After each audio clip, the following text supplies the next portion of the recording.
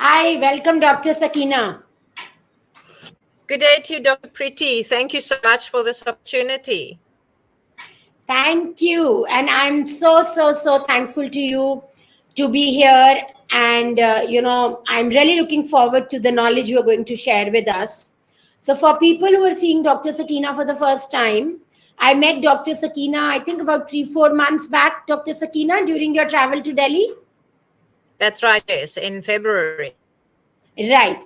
And after, being into functional medicine for 9 years and just talking about the upstream stuff, I was quite happy to listen to what Dr. Sakeena had to say, and especially the simple ways and hacks they use to balance the gut terrain in such a way that diseases like cancer are managed,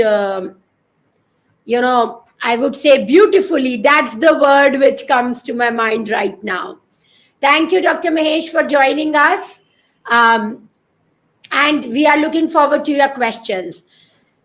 I won't take more time. Over to you, Dr. Sakeena. I want to understand from you, Dr. Sakeena, that how did you get into this? And when it comes to cancer, what are your three key observations which you see in your patients? And when you balance them or eradicate them, you find results. Okay, wonderful. Thank you.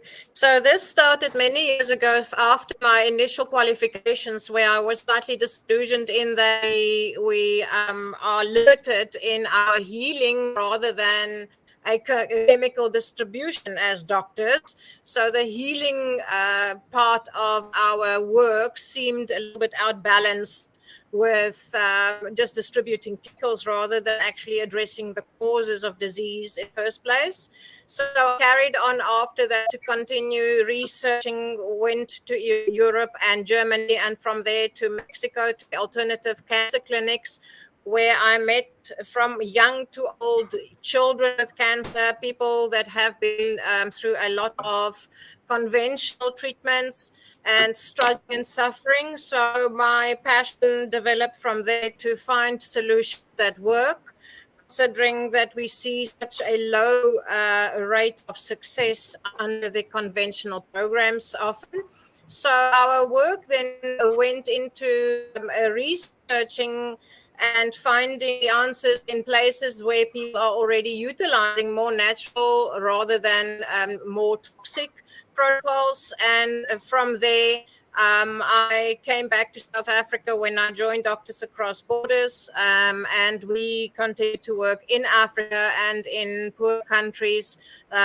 We went to India, we went to we worked in Afghanistan. We worked very difficult environments in Africa, and we look for solutions that are applicable in every culture, because an Eastern problem is not necessarily an African problem, although there are similarities between why our bodies are going through the strain that it is going through. So from there on, what we have come to see, and an interesting observation, apart from what we can call the causes of cancer, there are a myriad of things that cause cancer. So from toxicity and the poison that we are exposed to, lots of medications and antibiotics, even in our foods these days, lots of stress, and in the fight and flight state, the body doesn't necessarily do the healing and digestion as it should.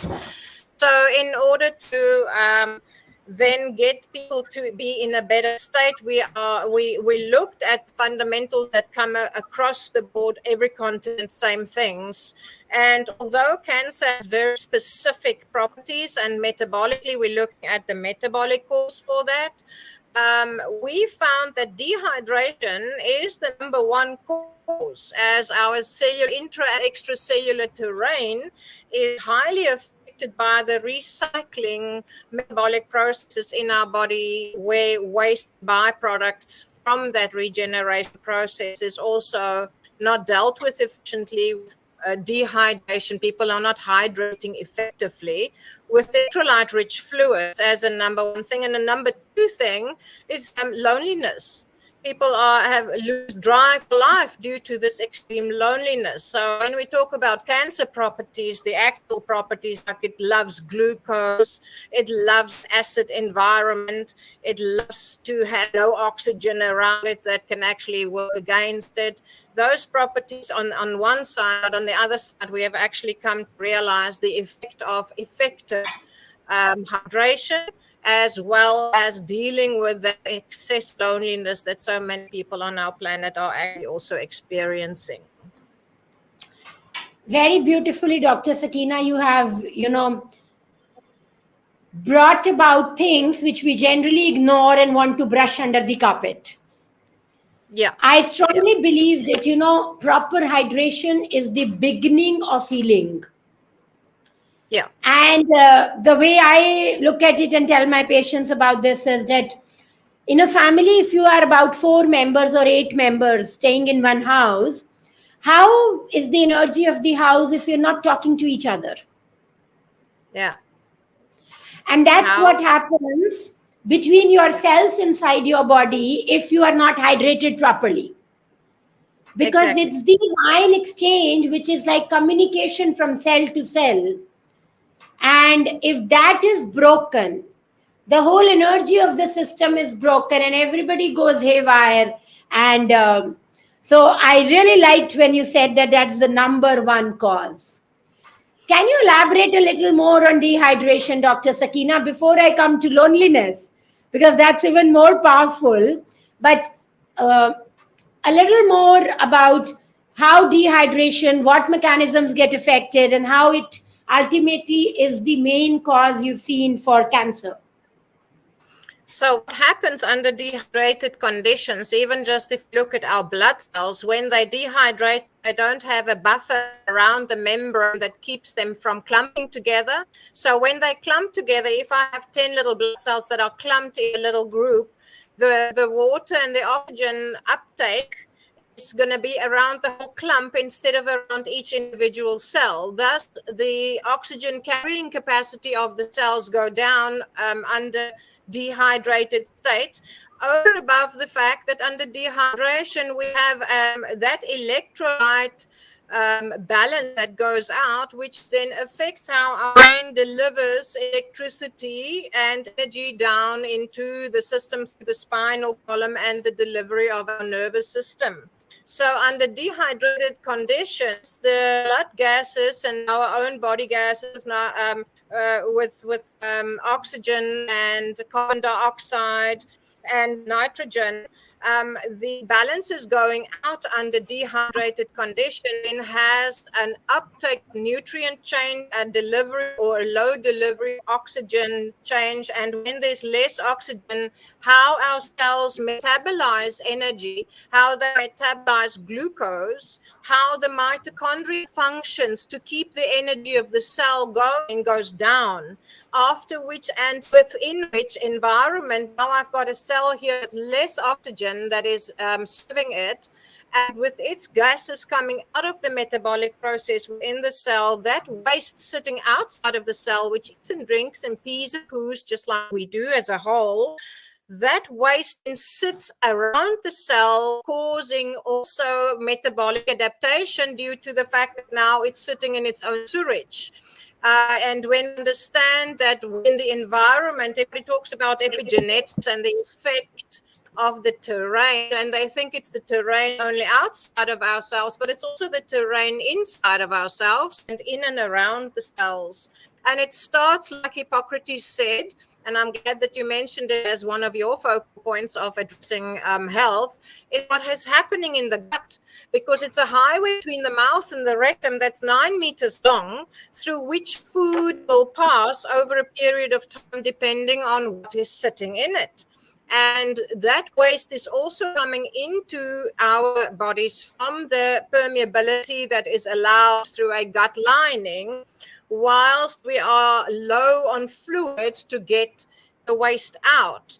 And so the body and the blood and all our organs sacrifice their own waters, making a cells turn smaller and smaller to do its actual metabolic processes in, because it is evacuated its own fluid to get waste out.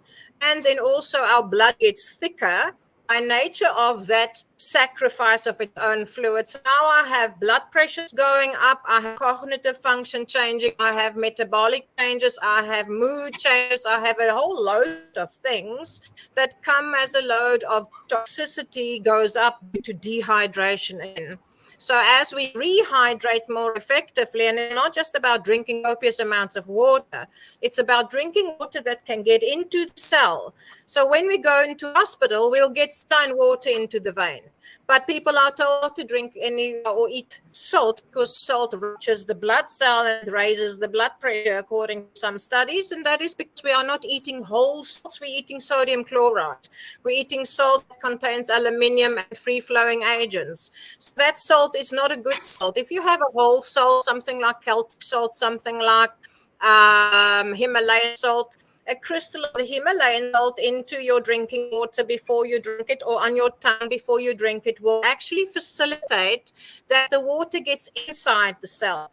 People with edema have too low levels of whole salt to actually get this water into the cell. So by putting electrolyte-rich fluid in, we get the water into the cells, and we provide a medium, we are 70% water, a medium through which our electricity system, electrolytes, can actually work.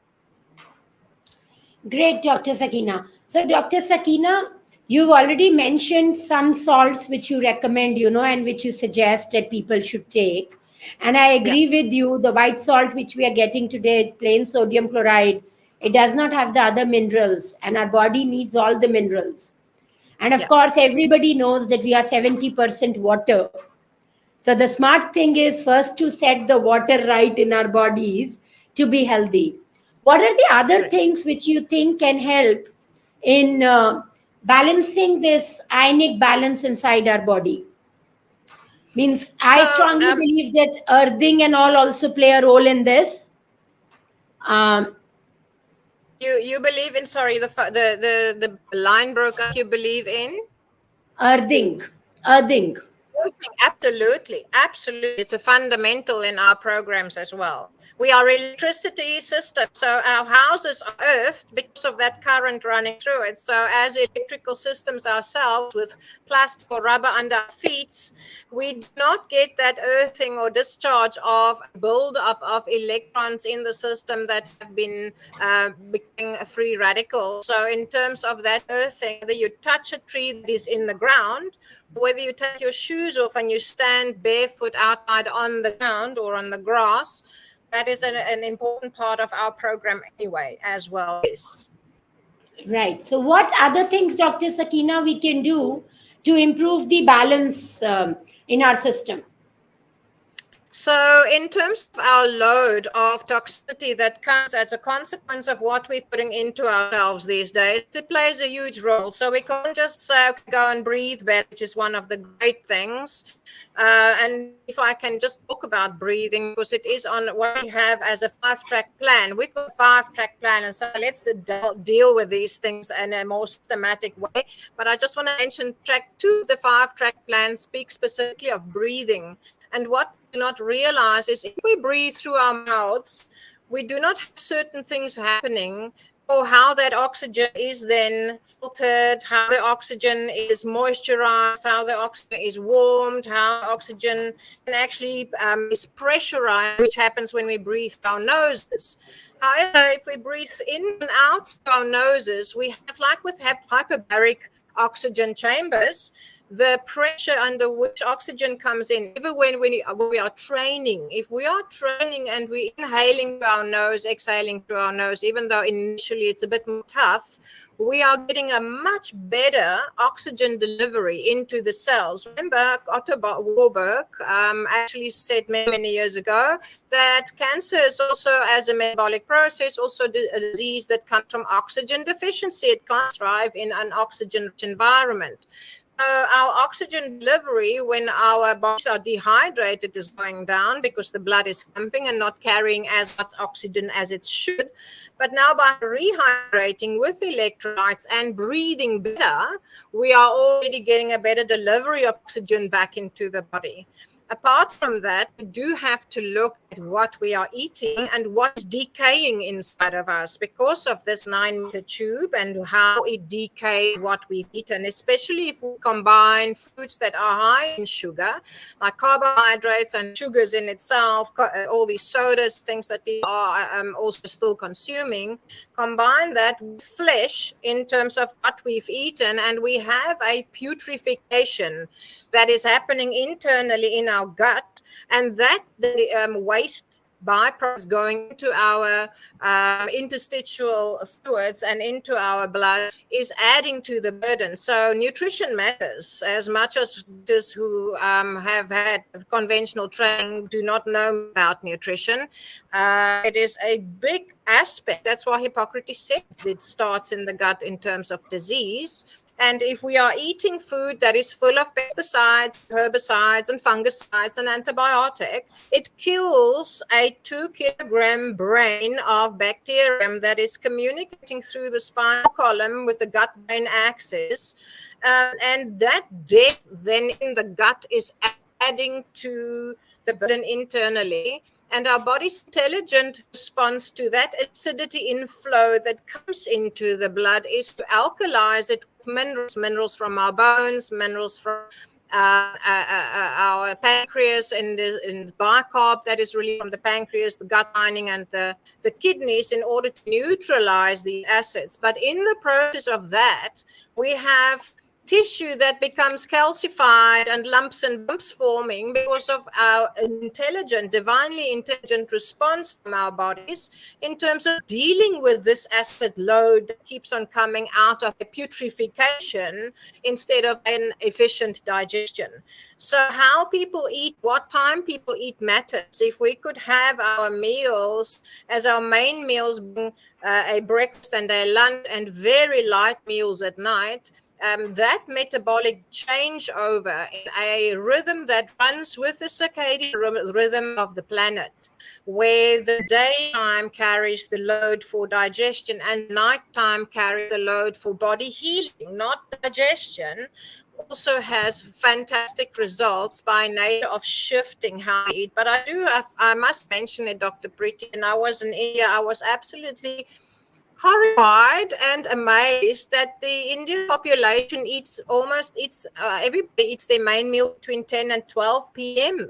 at night, which is frightening because that's already our beauty sleep and regeneration time between 10 and 2 in the morning. So if we are eating at that time, there's no body regeneration and attention to the degree that we require under the load that we're exposed to, because in all of that there's still now Wi-Fi and electromagnetic fields that we're exposed to. So a lot of things add on to why the system internally it becomes under duress.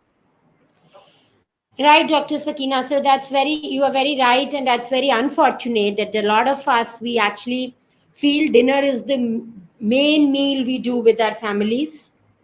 And if we are eating out, then of course it is after 9 p.m. And therefore, a lot of us tend to eat late. But of course, people who are now becoming aware, we finish our dinner at 6:30 p.m. Most of us watching now also would be doing the same. And you've rightly said, the best way to live life or a cancer-free life is to live with the circadian rhythm. Yeah. And I personally feel the amount of emphasis we should be giving on circadian rhythm, we are not even at 10% right now.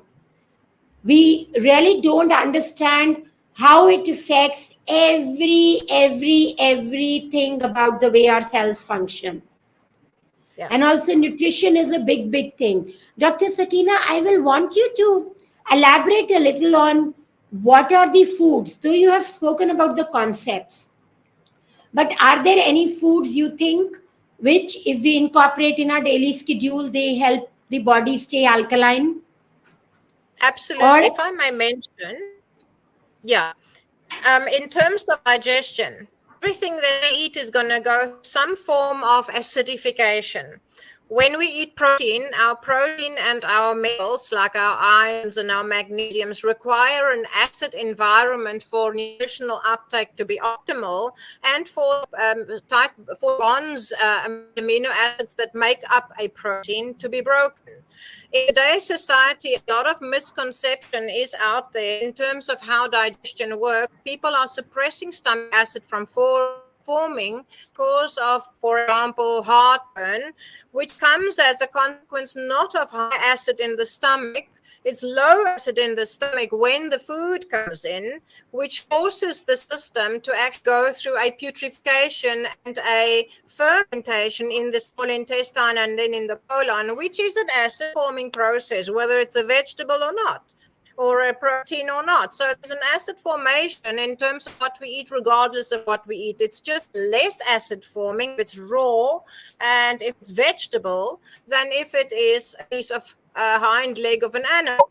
So understanding the complexity of breaking down complex protein from animal protein, in our experience, a full a plant-based whole food diet is the most effective way to get rid of cancer in our experience, because the protein, we are protein machines. We don't need to eat animals to make proteins in our bodies, although it is unfortunate that the system likes to sell it that way. But if you look at all the animals that most people eat, they only eat greens, and they have strong muscles, strong bones, fast, small, big, tall, all sorts of forms. And what they eat is dark green. And out of the dark greens, we get a phenomenal amount of good nutrients that our bodies are being built out of and alkalizing from dark greens, for example. So in our program, we give a lot of vegetable juicing. Because in terms of cancer loving sugar, you don't want sugar spikes. Diabetes is like a pre-cancer condition because the body is already struggling to handle the sugars that are coming from processed sugars as well as carbohydrates, for example. And then we have incorrect combinations of foods as well. Then that creates a sitting still, because the one needs acids and the one needs alkaline environment, and there's no hand in the stomach, so nothing can be taken out to separate it. So if I eat flesh, for example, with carbohydrates, there is often a slowdown of digestion. And anybody eating flesh, if they know that it actually takes up to 5 days to process the animal in you, that piece of flesh passing through the intestinal tract and then in the colon up to 72 hours, add to that a bacterium that is not in a good balance because of eating flesh and being exposed to antibiotics and poisons in our food and the sprays, so that the condition of the gut flora affect so many things. And it is your specialty here in terms of things you've spoken of. But if we can get that condition of gut in a better condition by nature of what we put in, there's less rotting if we eat only vegetables.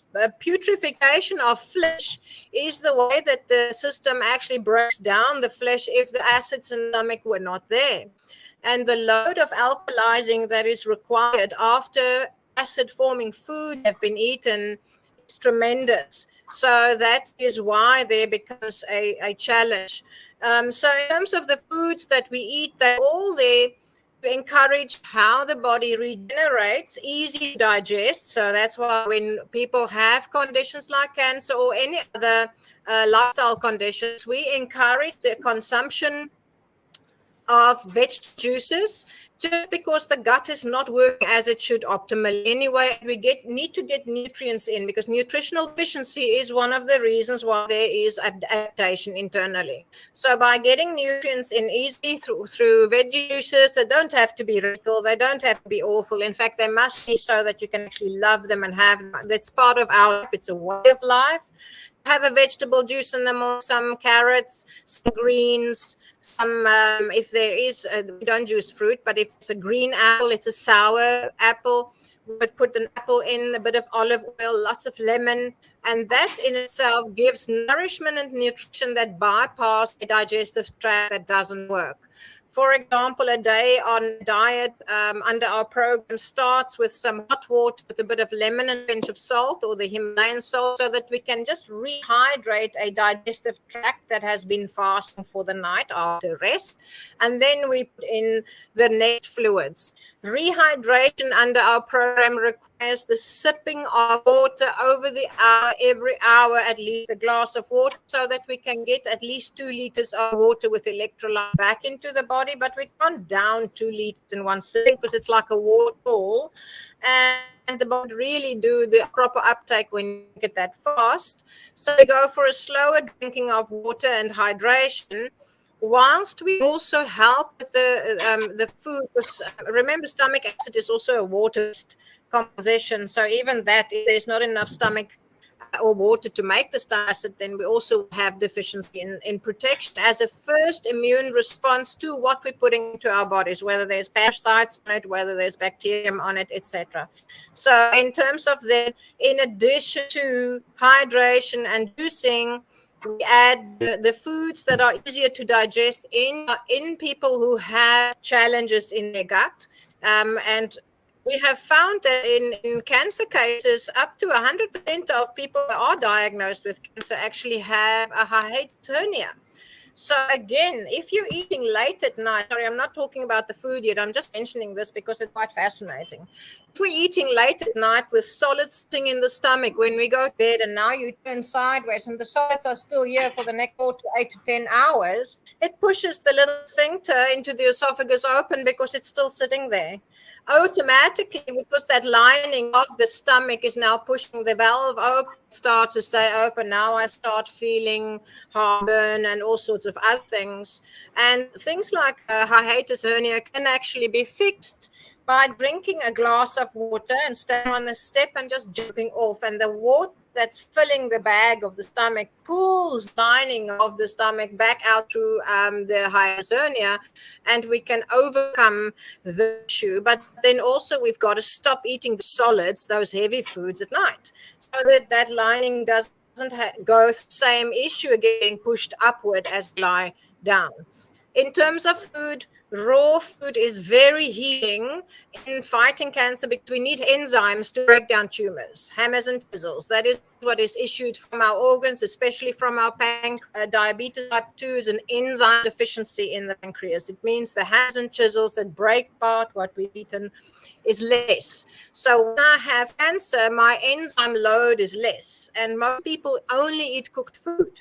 Very little raw food. Even in the raw, a lot of fruit perhaps without its seeds, which are great for fighting cancer. If we were to eat an apple and you eat the seeds inside the apple with it, fantastic. Just like some people speak of what is that other, apricot seeds. It's not about buying apricot seeds, it's buying the apricot and opening the seed, eating the apricot as well as the seed. That way we actually would be a much healthier society if you were actually just eating the whole fruit with its seed as well, because of the nitrosamine that's in the seed, which is a very bitter compound. Apricot seeds, vitamin B17, laetrile, which is cancer protocol in some of the Mexican clinics, is specifically what's in every fruit seed. So papaya, which is a fantastic cancer fighting fruit, when you eat its seed with it, so if I cut my papaya or pawpaw, I'm not sure what you call it in India,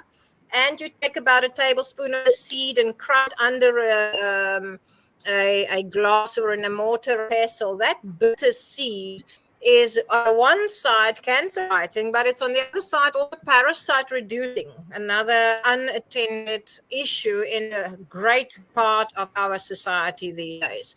So I can't, if somebody has cancer and they have been used to eating cooked food, it's not about just introducing raw food, because gut lining is not used to that on the inside, and it's very fast when it's raw, and it causes a bit of inflammation and irritation by nature of what's in the gut.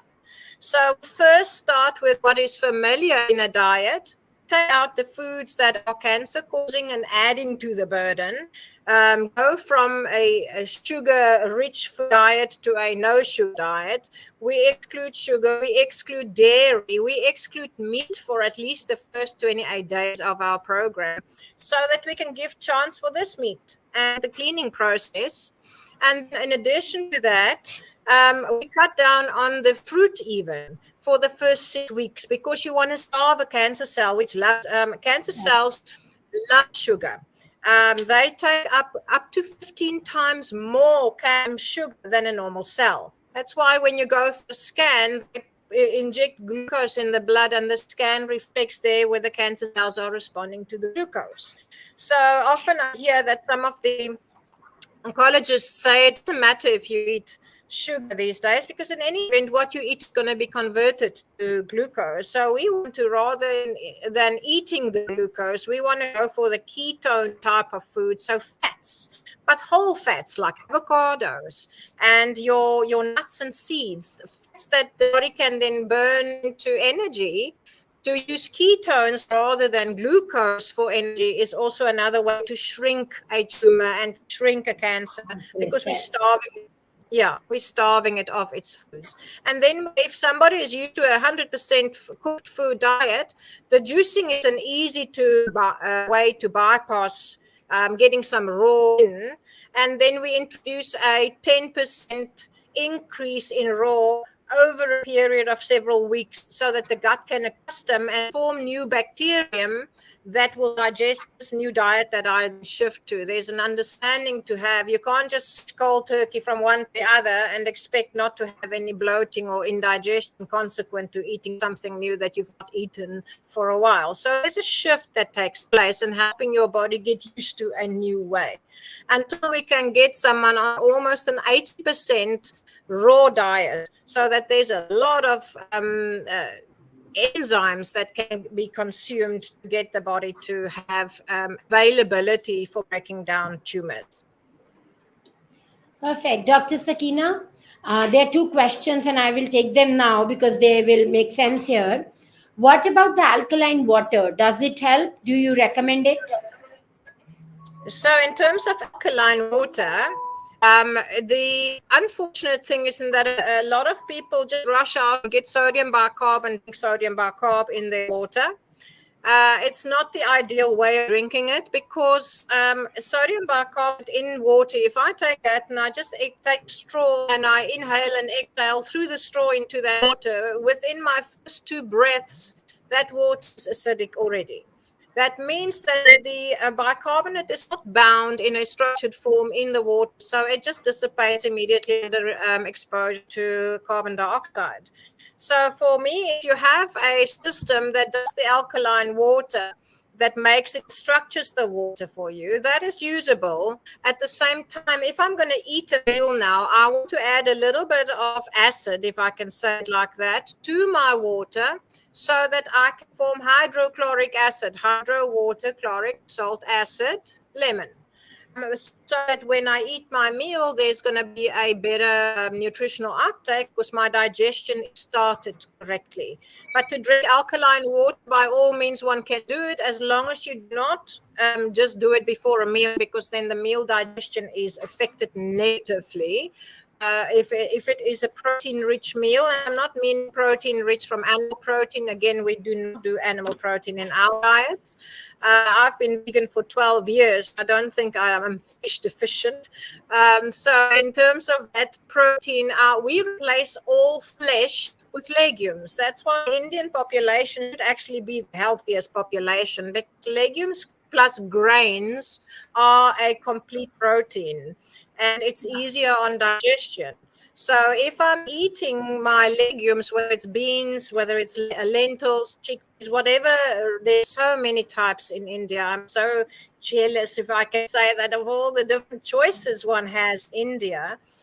Even in that, though, I have to mention, everything is sprayed these days. Everything is sprayed, even the rice. So even it's not just about fixing or changing your diet. Even in the preparation of the food, we soak our grains, we soak our legumes, whether it's overnight or 4 to 6 hours, depending on the type of legume. and then we wash it, and then we go and put it into a pot, and we wash it again after 20 minutes after it's been boiling. So that boil doesn't go straight into my veggies and my rice or my other meal that comes with it. Even the rice, it gets soaked, it gets washed, it gets par cooked for 10 minutes and washed again, so that we can reduce the load of toxicity coming in, because nobody's going to grow all their own food anyway. So we don't know what's on it. So we clean it up and facilitate how our bodies can handle it better. Perfect. Dr. Sakeena, alkaline water through Kangen machine, that water which, people use this Kangen machine for alkaline water. Any comments on that? You see, there are many systems these days that are great, but where do you get the water? What water are you using? So now I'm getting water that has been filtered potentially. But in terms of that filter, if we look at ozonated water, water that has gone through reverse osmosis, which is dead water, it's called dead water. I call it hungry water. So in terms of that water, it will immediately, when it comes back into your body, will come and take minerals to rectify its own structure. And you pee out in a complete structure. You've got sweated out its mineralized structure. So those options of the machines that they use to put make your water more alkaline, and then also to structure it, if it has done a filtration as well, it's one thing. And I would still add to that, to put intention over my water, to put gratitude over my water, because we are still drinking the society around us. There's memory in water. The suffering is in the water because of the sewage system that comes back into my tap, and the DNA memory is not taken out by any filtration system. So even intention can have a great change on our water. And even if I use a beautiful little system that can give me alkaline water, I would still put intention and gratitude as well. Yes, thank you, Dr. Sakeena, for bringing that. I think that's very important. Dr. Sakeena, another question we have here is, juicing with greens, won't that add heavy metal load even more? So juicing with greens, I don't personally just do a green juice. It's very harsh on the gut lining, and depending on the condition of the client, if it's an early stage cancer or any lifestyle condition, or a late stage cancer, the capacity to take in dark greens is not always at the beginning of a program that easy, because of the condition of the lining of the gut. When we have greens, I'll have 3 to 4 to 6 leaves of spinach, for example, with a few leaves of kale. But then I add softening foods such as beetroot, such as carrots, such as cabbage, such as a green apple, and then lemon. Lemon is necessary when you juice anything that contains the metals, the magnesiums, the zincs, the iron, in order to chelate it out of the plant. So if we don't put an acid like a lemon to the plant, and don't put an oil to get that nutrient through the cell membrane, we are going to have irritation and inflammation, often in gut lining, as a consequence of how the gut lining is not necessarily well lined with the mucus, in terms of that dehydration level again. So we do not, if people do a wheatgrass juice, it's a small juice. It's not a large glass. I'll drink a 250 ml glass of juice every single day. Well, I do, and I have many years. And when somebody new comes in, well, we'll go for the colors from the rainbow and add in the green softly and gently, and increase it as we go. Remember, the green is also the bitter. Our bodies are too sweet, and when we put more bitter nutrients, automatically we have reactions, because not only, because it's never just a single, it's not the one thing, everything is holding hands. So my gut lining is irritated, my gut flora is not right, I have all sorts of other things adding to the burden. I'm dehydrated, I'm stressed. So various things need to be combined in the process of being holistic health facilitated. Great. Dr. Sakeena, another question we have is, what functional supplements can be very helpful in various cancer diseases? Any top 5 choices you can mention? I'm not your favorite person in that sense. We don't do supplementation. We are all about oils. If you want to supplement, you can supplement with whole oils, olives, olive oil, coconut oil. They are great in terms of the things that we feel people should take. People rush out to get supplements, but supplements are never a whole thing. If I say rush out to get your vitamin C, you don't have the spec of other vitamins for uptake or efficient uptake. And now a little pill must fix a whole body. In addition to the fact, if I take the supplements, I can go and do a blood reading and I'll have some of my markers of nutritional deficiencies coming up, because now it's in the blood. It doesn't mean it gets into the cell. So for us, that juice is my supplement. That's where I'm going to get my nutrients, my vitamins, my minerals more effectively, because it comes as a whole with all the other minerals and vitamins required for uptake. So in terms of supplements, and it's a huge market. It's a huge business. It's politics. It's business. So in terms of supplements, we don't rush after supplements. Okay, but then you use ImmunoClean, Dr. Sakeena. What is your concept around that? ImmunoClean is a also a supplement. I know, because it gets registered as a food supplement, because it complements, but it's not a nourishment, right? It's an Ayurvedic composition. It has 12 herbs. So in South Africa, it falls under the classification of a herbal complementary medicine. And in India, we also can classify it as an Ayurvedic medicine. But in terms of the testing that was done on it, in principles of it, it's almost homeopathic as well, because you take 1 or 2 or 3 drops to take orally. And how it works, it activates the immune system. It becomes the immune system. It facilitates an internal terrain that gets cleaner by nature of the herbal stimulation, Centella asiatica for the brain. Sutherlandia, which has been tested extensively around the world, Sutherlandia frutescens, for example, is a wonderful cancer-fighting component.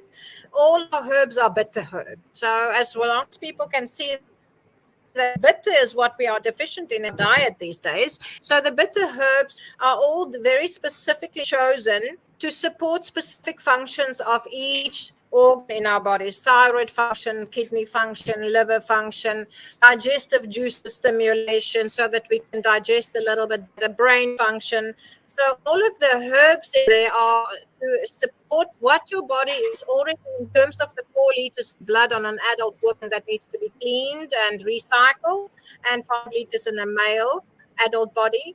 That process of cleansing happens through a variety of ways, and we support it again with hydration. We drink the drops with electrolyte-rich water, so we deal with the dehydration whilst we are supplying an oxygenation that is delivered through the water. When your body absorbs oxygen from the lungs, the blood carrier, but I only have 4 liters of blood. Now, when I can put the oxygen in this form at oxidation rate of the blood and of my own cells, it's not like peroxide, or which oxygenates at a higher rate, which can cause the explosion is bigger on an ozone oxygen than it is on a hydrogen peroxide oxygen, which is higher than when you breathe oxygen.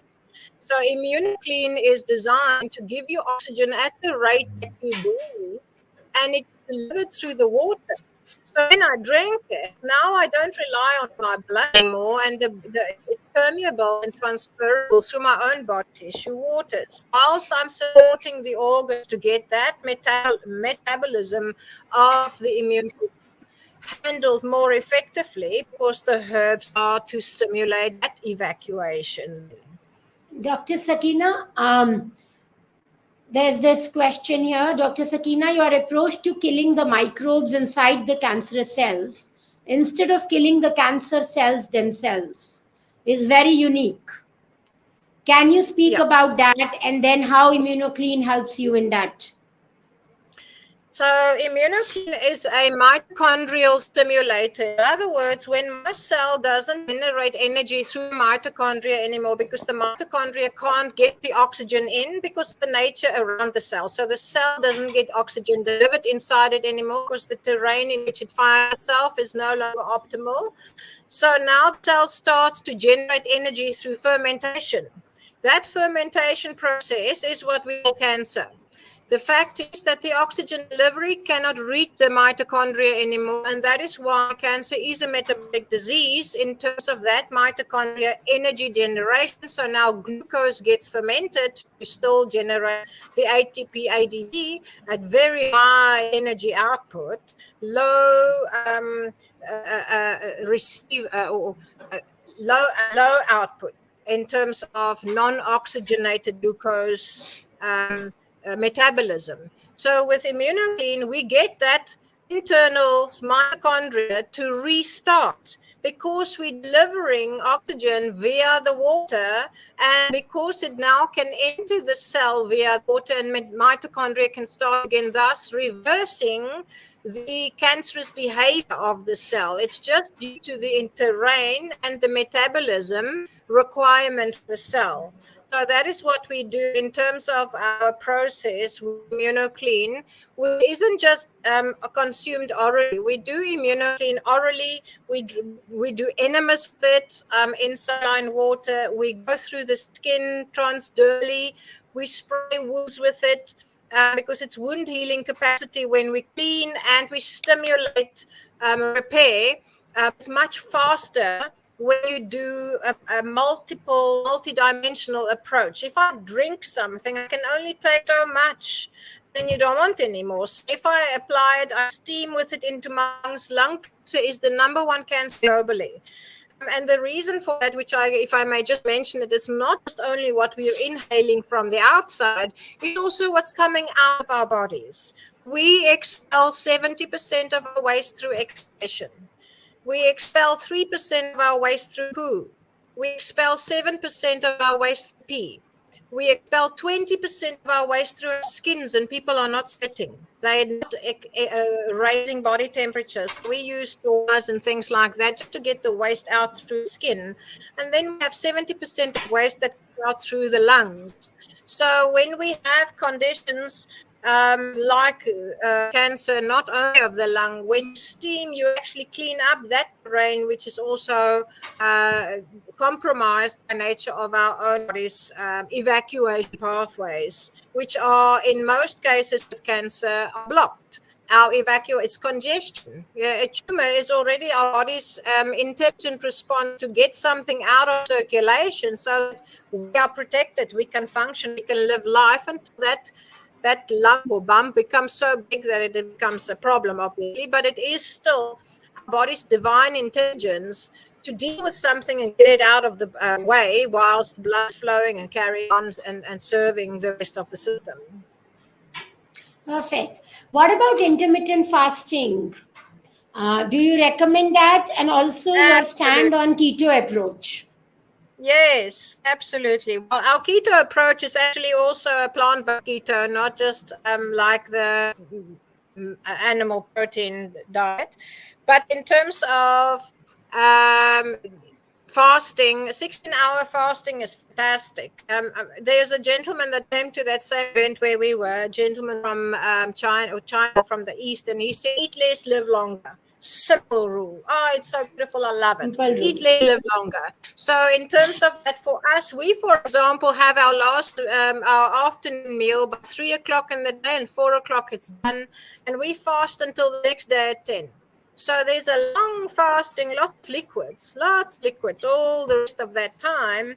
But a good 16-hour fast is a great way to give gut resting.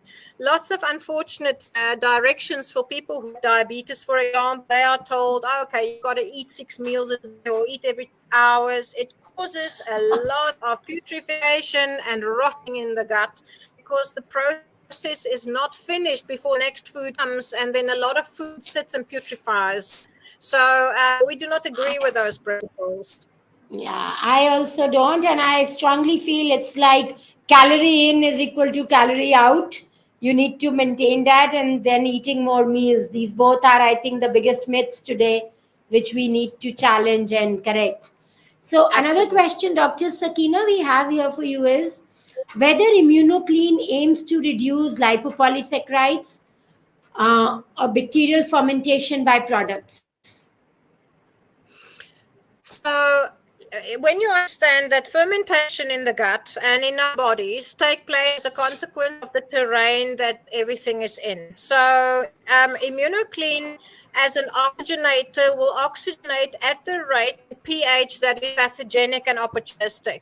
It is not programmed to oxygenate your own body cells. So your friendly bacterium is left just fine, which is between the 6.5,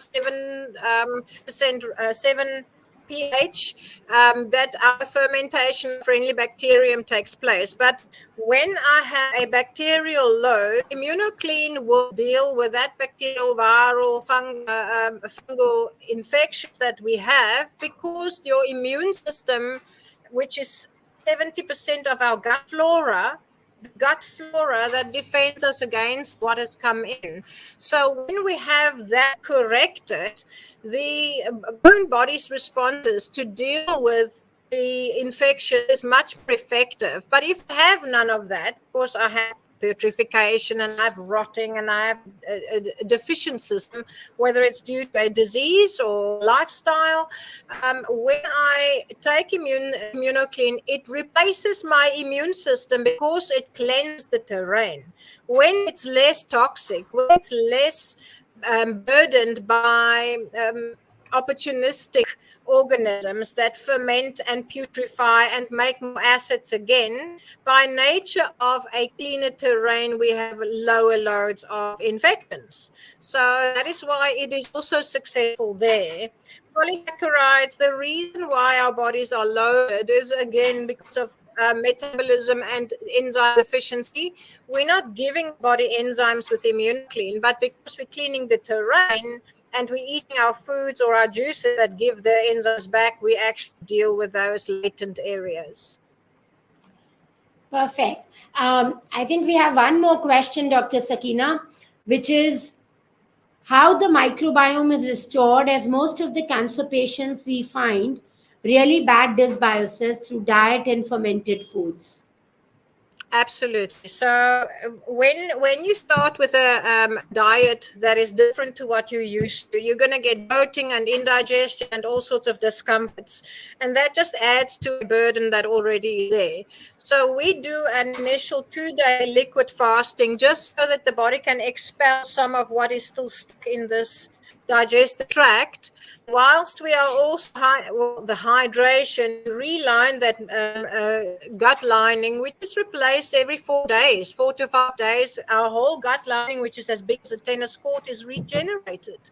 The reason why we have long-standing gut problems is because of what people keep on putting into it and what is coming out of our bodies. So in terms of recorrecting the gut flora, more fiber in the food is the first day's diet, because if I have putrefied flesh, there's impact in my colon, and I eat fiber, which is now going to be a broom that comes to loosen some of that stuff that's on the sides of the colon, for example, releasing a lot of microbes and bacterium that aren't necessarily friendly, probiotic.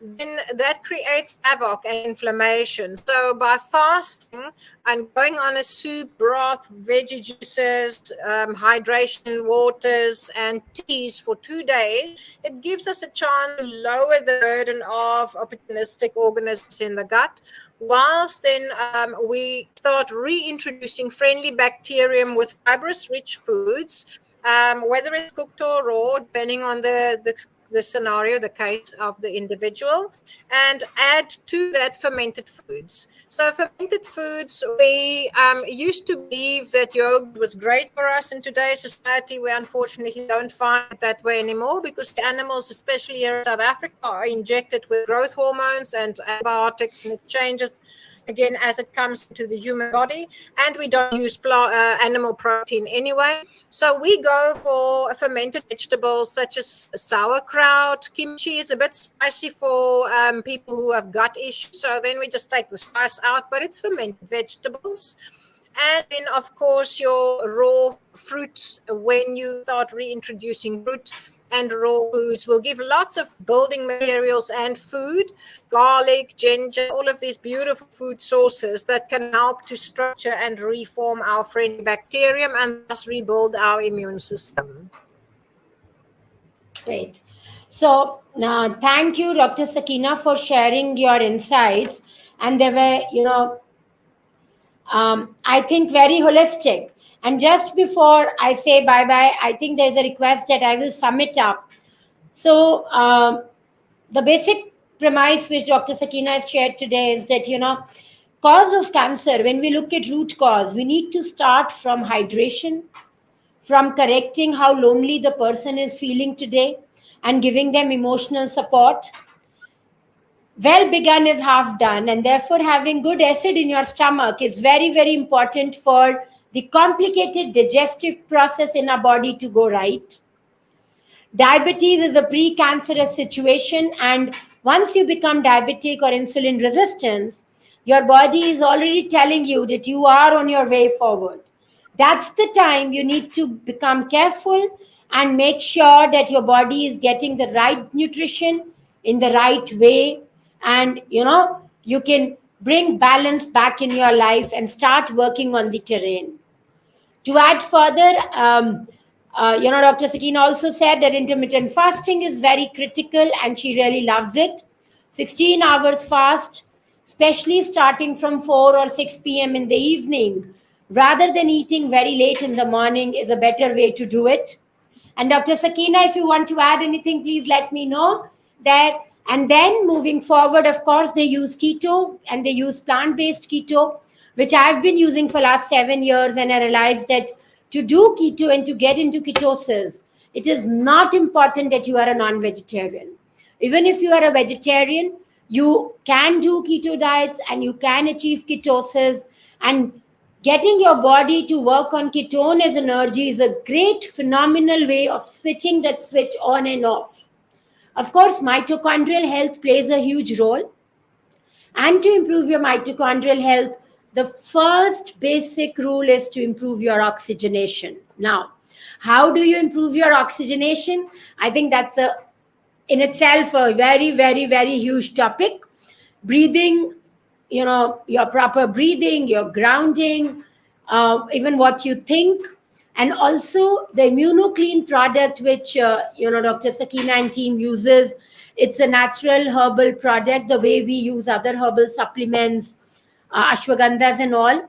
It's a very powerful mix of ions, and the second one is a mix of 12 herbs which actually helps you bring your terrain back in form.